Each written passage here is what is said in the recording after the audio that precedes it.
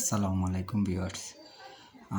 সসীম ধারার কিছু গুরুত্বপূর্ণ সূত্রগুলি আমরা এই ভিডিওতে দেখার চেষ্টা করব।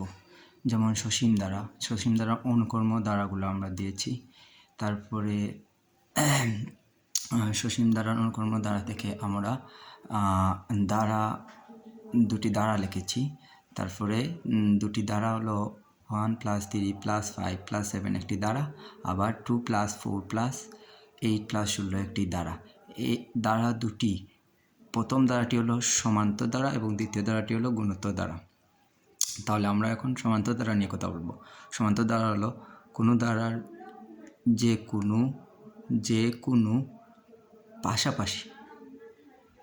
পাশাপাশি দুটি পদের পার্থক্য সবসময় সমান হলে সেটিকে সাধারণ সমান্তর ধারা বলা হয়।